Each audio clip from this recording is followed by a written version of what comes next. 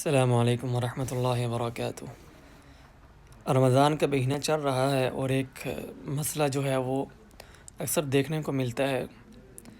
جو اغنیاء لوگ ہوتے ہیں، غنی لوگ ہوتے ہیں، مالدار لوگ ہوتے ہیں، ان پر جو زکوٰۃ فرض ہوتی ہے تو وہ ان پیسوں سے راشن تقسیم کر رہے ہوتے ہیں، لوگوں کو افطاری کروا رہے ہوتے ہیں، سحری کروا رہے ہوتے ہیں، لوگوں میں جو ہے وہ آٹا تقسیم کر رہے ہوتے ہیں، راشن تقسیم کر رہے ہوتے ہیں، جو کہ زکوٰۃ کے پیسے ہیں۔ یہ بات سراسر غلط ہے اور شریعت کے خلاف ہے۔ جو زکوٰۃ مال سے نکالی جاتی ہے، مال کی صورت میں ہی فقیر کو دینی چاہیے۔ غریب کو، فقیر کو، جو مستحقین ہیں، جو 8 اصناف اللہ تعالیٰ نے ذکر فرمائے ہیں، انما الصدقات للفقراء والمساکین والعاملین علیہا والمؤلفة قلوبهم وفی الرقاب والغارمین فی سبیل اللہ وابن السبیل۔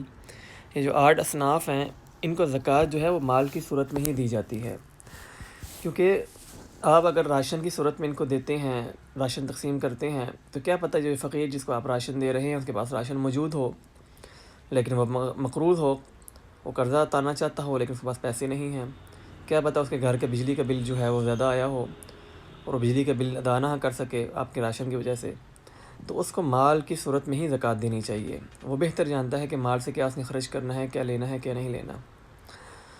لیکن اگر ایک دیکھتے ہیں آپ فقیر کہ وہ مجنون ہے یا کبیر عمر میں بڑا ہے، یا عورت ہے، یا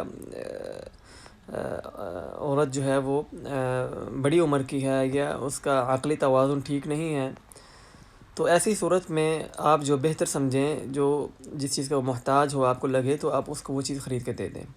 لیکن یہ اسی صورت میں ہے جب وہ جو جس کو زکوٰۃ دی جا رہی ہے وہ مجنون ہو، اس کے عقل جو ہے ٹھیک نہ ہو، یا اس سے پوچھ لیا جائے، یا آپ کو فقیر اگر وکیل بنا دے کہ آپ مجھے یہ چیز لا کے دے دیں، مجھے یہ فلاں راشن لا کے دے دیں، تب جائز ہے۔ لیکن اپنے آپ سے اس کو راشن دینا، ان کو کھانے پینے کی چیزیں لا کے دینا، یہ سراسر شریعت کے خلاف ہے۔ جیسا کہ شیخ الاسلام ابن تیمیہ رحمہ اللہ اور ابن عثیمین اور شیخ ابن باز رحمہ اللہ کے فتاوی موجود ہیں، تو اس چیز سے پرہیز کیجیے۔ اللہ تعالیٰ سے دعا ہے کہ اللہ تعالیٰ ہمیں ایمان کو سمجھنے اور اس پر عمل کرنے کی توفیق عطا فرمائے۔ والسلام علیکم ورحمۃ اللہ وبرکاتہ۔